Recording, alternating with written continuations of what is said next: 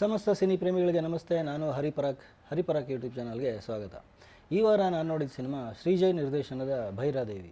ಈ ಸಿನಿಮಾದಲ್ಲಿ ನಿಮಗೆ 2000 ರೂಪಾಯಿ ನೋಟು ಚಲಾವಣೆಯಲ್ಲಿರೋದು ಕಾಣಿಸುತ್ತೆ.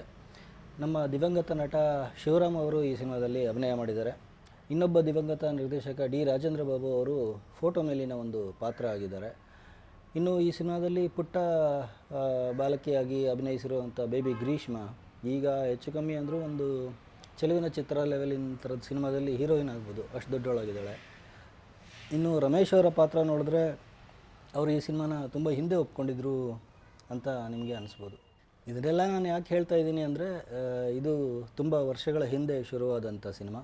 ಸೊ ಈಗಿನ ಟ್ರೆಂಡ್ಗೆ ಇದು ಮ್ಯಾಚ್ ಆಗುತ್ತಾ ಅನ್ನೋ ಅನುಮಾನ ಸಹಜ. ಆದರೆ ಸಿನಿಮಾದ ಎಂಡಲ್ಲಿ ಅಂದರೆ ಕ್ಲೈಮ್ಯಾಕ್ಸಲ್ಲಿ ಭೈರಾದೇವಿ ಪಾರ್ಟ್ 2 ಬರುತ್ತೆ ಅಂತ ಹೇಳಿರೋದ್ರಿಂದ ಇದು ಈಗಿನ ಟ್ರೆಂಡ್ ಪ್ರಕಾರದ ಸಿನಿಮಾ ಅಂತ ಹೇಳ್ಬೋದು.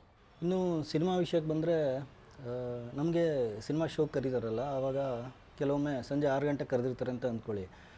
7:30 ಹಂಗೆ ಇಂಟರ್ವೆಲ್ ಆದಮೇಲೆ ನಮಗೆ ಯಾರು ಸಿನಿಮಾ ಕರೆದಿರ್ತಾರಲ್ಲ ಅವ್ರಿಗೆ ಫೋನ್ ಮಾಡಿ ಏನ್ರಿ ಇನ್ನೂ ಸಿನಿಮಾ ಶುರುನೇ ಆಗಿಲ್ಲ ಅಂತ ಕೇಳಬೇಕು ಅಂತ ನಮಗನ್ಸುತ್ತೆ. ಅಂದರೆ ಶೋ ಶುರುವಾಗಿರುತ್ತೆ, ಡೈರೆಕ್ಟ್ರು ಇನ್ನೂ ಮ್ಯಾಟ್ರಿಗೆ ಬಂದಿರಲ್ಲ. ಬಟ್ ಆದರೆ ಈ ಸಿನಿಮಾದಲ್ಲಿ ಹಾಗಾಗಿಲ್ಲ. ನಿರ್ದೇಶಕ ಶ್ರೀಜಯ್ ಅವರು ಫಸ್ಟ್ ಸೀನಿಂದನೇ ಕತೆ ಹೇಳೋಕ್ಕೆ ಶುರು ಮಾಡಿದ್ದಾರೆ. ಸಿನಿಮಾದ ಕಥೆಯಲ್ಲಿ ಹೊಸತನ ಅಂತೇನೂ ಇಲ್ಲ. ತನ್ನ ಮೇಲೆ ಅನ್ಯಾಯ ಮಾಡಿದವರ ವಿರುದ್ಧ ಸೇಡು ತೀರಿಸ್ಕೊಳೋಕ್ಕೆ ದೆವ್ವ ಆಗಿರೋ ಒಂದು ಹುಡುಗಿ ಕತೆ ಇದು. ಆದರೆ ಈ ಅತೃಪ್ತ ಆತ್ಮದ ಕತೆ ಸಿನಿಮಾ ನೋಡೋ ಪ್ರೇಕ್ಷಕರನ್ನ ತೃಪ್ತಿಪಡಿಸೋದು ಸ್ವಲ್ಪ ಕಷ್ಟ. ಸಿನಿಮಾ ನೋಡೋಕ್ಕೆ ಮುಂಚೆ ನಾನು ರಮೇಶ್ ಅರವಿಂದ್ ಅವರು ಈ ಸಿನಿಮಾದಲ್ಲಿ ಗೆಸ್ಟ್ ಅಪಿಯರೆನ್ಸ್ ಇರಬೇಕು ಅಂತ ಅಂದ್ಕೊಂಡಿದ್ದೆ. ಆದರೆ ಹಾಗಾಗಿಲ್ಲ, ಅವರು ಇಡೀ ಸಿನಿಮಾ ಇದ್ದಾರೆ. ಆದರೆ ಇಲ್ಲಿ ರಾಧಿಕಾ ಅವ್ರದ್ದು ಗೋಸ್ಟ್ ಅಪಿಯರೆನ್ಸು. ಅವರು ದೆವ್ವ ಮತ್ತು ದೆವ್ವ ಬಿಡಿಸೋ ಪಾತ್ರ ಎರಡರಲ್ಲೂ ಅಭಿನಯಿಸಿದ್ದಾರೆ. ಒಂದು ಫ್ಯಾಮಿಲಿ ಕತೆ ಇಟ್ಕೊಂಡು ಅದೇ ಫ್ಯಾಮಿಲಿಯಲ್ಲಿ ಒಬ್ಬರಿಗೆ ದೆವ್ವದ ಭಾಗ್ಯ ಕರುಣಿಸಿ ಅದರ ಮೂಲಕ ಕಥೆನ ಹೇಳ್ಕೊಂಡು ಹೋಗಿದ್ದಾರೆ ನಿರ್ದೇಶಕ ಶ್ರೀಜಯ್ ಅವರು. ಸೊ ಕಥೆಯಲ್ಲೂ ಫ್ಯಾಮಿಲಿ ಬಿಟ್ಟು ಹೊರಗಡೆ ಹೋಗೋದಿಲ್ಲ. ಆ ಲೆಕ್ಕದಲ್ಲಿ ಇದು ಫ್ಯಾಮಿಲಿ ಸಮೇತ ಕುತ್ಕೊಂಡು ನೋಡುವಂಥ ಸಿನಿಮಾ. ಈ ಸಿನಿಮಾದಲ್ಲಿ ನಿಮಗೆ ಮಾಟ ಮಂತ್ರ ಎಲ್ಲ ಇದೆ, ಅದ್ರ ಜೊತೆಗೆ ತಂತ್ರ ಇದೆ, ಅದ್ರ ಜೊತೆಗೆ ನಾಯಕಿ ಆತ್ಮಗಳನ್ನು ಹುಡುಕೋ ಯಂತ್ರ ಕೂಡ ಇದೆ.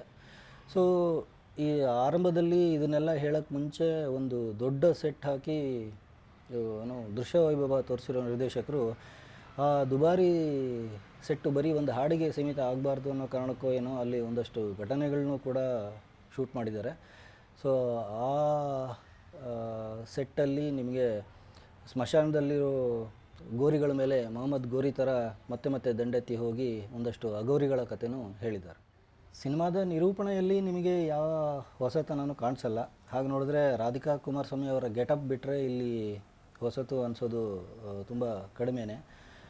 ಒಂಥರ ಏನು ಕಪ್ಪು ಕಲರ್ ಬಾಂಬೆ ಮಿಠಾಯಿ ಥರ ಗ್ರಾಫಿಕ್ಸ್ ಮಾಡಿ ಒಂದು ಆತ್ಮನ ಆಗಾಗ ತೋರಿಸ್ತಾರೆ. ಅದು ಪ್ರೇಕ್ಷಕರನ್ನ ಎದುರಿಸೋಕ್ಕೆ ಟ್ರೈ ಮಾಡುತ್ತೆ. ಆದರೆ ಆರಂಭದ ಒಂದೆರಡು ದೃಶ್ಯಗಳಲ್ಲಿ ಇದ್ದ ಕುತೂಹಲ ಮತ್ತು ನಿಮಗೆ ಮೈಜು ಮನಸ್ಸು ದೃಶ್ಯಗಳು ಆನಂತರ ಸಿಗೋದು ಸ್ವಲ್ಪ ಕಡಿಮೆ. ಈ ಸಿನಿಮಾದಲ್ಲಿ ದುಷ್ಟ ಯಾರು ಅಂತ ಪ್ರೇಕ್ಷಕರಿಗೆ ಆರಂಭದಲ್ಲಿ ಗೊತ್ತಾಗೋದು ಕಷ್ಟ ಆಗುತ್ತೆ. ಅದನ್ನು ಕಂಡಿಡಿದವ್ರಿಗೆ ಪ್ರೈಸ್ ಕೊಡ್ಬೋದು ಅನ್ನೋ ಒಂದು ಸಣ್ಣ ಸರ್ಪ್ರೈಸ್ ಎಲಿಮೆಂಟ್ ಬಿಟ್ಟರೆ ಸಿನಿಮಾದಲ್ಲಿ ಇಷ್ಟ ಆಯಿತು ಅನ್ನೋವಂಥ ಅಂಶಗಳು ನಿಮಗೆ ಜಾಸ್ತಿ ಸಿಗಲ್ಲ. ಸಿನಿಮಾದ ಕೊನೆಯಲ್ಲಿ ಸಿನಿಮಾ ನೋಡೋ ಪ್ರೇಕ್ಷಕರಿಗೆ ಬರ್ತಾ ಇದ್ದ ಒಂದು ಅನುಮಾನನೇ ಬಂಡವಾಳವಾಗಿ ಇಟ್ಕೊಂಡು ಕ್ಲೈಮ್ಯಾಕ್ಸ್ ಮಾಡಿ ಅದಕ್ಕೆ ಪಾರ್ಟ್ 2 ಅನ್ನೋ ಲೇಟೆಸ್ಟ್ ಟ್ರೆಂಡ್ನ ಟ್ವಿಸ್ಟ್ ಕೊಟ್ಟಿದ್ದಾರೆ ನಿರ್ದೇಶಕ ಶ್ರೀಜಯ್ ಅವರು. ಗ್ಲ್ಯಾಮರ್ ದಿವಾ ಆಗಿ ನಾವು ಜಾಸ್ತಿ ನೋಡಿರೋವಂಥ ರಾಧಿಕಾ ಕುಮಾರಸ್ವಾಮಿ ಅವರು ಇಲ್ಲಿ ಗ್ಲ್ಯಾಮರ್ ದೆವ್ವ ಆಗಿದ್ದಾರೆ ಫಾರ್ ಎ ಚೇಂಜ್. ಇನ್ನು ಅನ್ಯಾಚುರಲ್ ದೆವ್ವಗಳ ಸಿನಿಮಾದಲ್ಲಿ ಅನು ಪ್ರಭಾಕರ್ ಮತ್ತು ಬೇಬಿ ಗ್ರೀಷ್ಮಾ ನ್ಯಾಚುರಲ್ ಆಗಿ ಅಭಿನಯಿಸಿದ್ದಾರೆ. ರಮೇಶ್ ಅರವಿಂದ್ ಅವ್ರದ್ದು ಮಾಮೂಲಿ family man cinema, family man ಅಭಿನಯ ಅಂತ ಅನಿಸಿದ್ರು ನಾಯಕಿ ಜೊತೆ ಅವಳು ಆಸ್ಪತ್ರೆಯಲ್ಲಿ ಇದ್ದಾಗ ಮಾತಾಡೋ ಒಂದು ಸೀನಲ್ಲಿ ನಿಮಗೆ ರಿಯಲ್ ಸೈಕೋ ಅನ್ನೋ ಥರ ಫೀಲ್ ಕೊಡ್ತಾರೆ ರಮೇಶ್ ಅವರು. ಒಂಥರ ಭಯ ಹುಟ್ಟಿಸೋ ಎಲಿಮೆಂಟ್ ಇದೆ ಆ ಸೀನಲ್ಲಿ. ಆದರೆ ಸಿನಿಮಾದಲ್ಲಿ ಅವರ ಅಭಿನಯಕ್ಕಿಂತ ರಮೇಶ್ ಅವರು ಈ ಪಾತ್ರನ ಯಾಕೆ ಒಪ್ಕೊಂಡ್ರು ಅನ್ನೋದೇ ಪ್ರೇಕ್ಷಕರನ್ನ ಜಾಸ್ತಿ ಕಾಡುತ್ತೆ. ಒಬ್ಬ ಕಲಾವಿದ ಅಂದಮೇಲೆ ಎಲ್ಲ ರೀತಿಯ ಪಾತ್ರಗಳನ್ನ ಮಾಡಬೇಕು ನಿಜ, ಆದರೆ ರಮೇಶ್ ಅವರಿಗೆ ಇದು ಬೇಕಿರಲಿಲ್ಲ ಅನ್ನೋದು ಪ್ರೇಕ್ಷಕರನ್ನ ಪ್ರತಿಕ್ರಿಯೆ ಆಗಿರುತ್ತೆ. ನೆಗೆಟಿವ್ ಶೇಡ್ ಇದ್ದ ಮಾತ್ರಕ್ಕೆ ಈ ಸಿನಿಮಾನ ನೀವು ಅಮೃತವರ್ಷಿಣಿಗೆ ಹೋಲಿಸೋಕ್ಕಾಗಲ್ಲ ಅನ್ನೋದನ್ನು ನೆನ್ಪಿಟ್ಕೊಳ್ಬೇಕು. ಇನ್ನು ರಮೇಶ್ ಅವ್ರ ಜೊತೆ ಯಾವಾಗಲೂ ಇರೋ ರಂಗಾಯಣ ರಘು ಅವರು ಅಲ್ಲಲ್ಲಿ ನಗಿಸ್ತಾರೆ. ರವಿಶಂಕರ್ ಅವರ ಪ್ರತಿಭೆಗೆ ಮಾತ್ರ ಈ ಪಾತ್ರ ಅಗತ್ಯ ಇರಲಿಲ್ಲ. ಅಶೋಕ್ ಸ್ಕಂದ ಅವರು ಬಂದ್ಯ ಕಂದ ಹೋದ ಕಂದ ಅನ್ನೋವಂಥ ಪಾತ್ರ ಮಾಡಿದ್ದಾರೆ. ಸೆಂದಿಲ್ ಅವರ ಸಂಗೀತದಲ್ಲಿ ವಿಶೇಷ ಇಲ್ಲದೇ ಇದ್ದರೂ ದುಷ್ಟರನ್ನು ದಮನ ಮಾಡೋಕ್ಕೆ ಅಂತ ಹೊರಟ ದೆವ್ವದ ಸಿನಿಮಾದ ಹಿನ್ನೆಲೆ ಸಂಗೀತ ಮಾತ್ರ ಗಮನ ಸೆಳೆಯುತ್ತೆ. ಇನ್ನು ಜೆ.ಎಸ್. ವಾಲಿ ಅವರು ತಮ್ಮ ಛಾಯಾಗ್ರಹಣದಲ್ಲಿ ದೆವ್ವದ ಕಥೆನೂ ತುಂಬ ಬ್ಯೂಟಿಫುಲ್ಲಾಗಿ ತೋರಿಸಿದ್ದಾರೆ. ಒಟ್ಟಾರೆ ಹೇಳೋದಾದರೆ ದೆವ್ವದ ಸಿನಿಮಾಗೆ ದೇವರ ಡಿವೈನ್ ಟಚ್ ಕೊಟ್ಟಿರೋ ಅದೇ ಹಳೆ ವೈನ್ ಹೊಸ ಗ್ಲಾಸ್ ಅನ್ನುವಂಥ ಸಿನಿಮಾ ಇದು.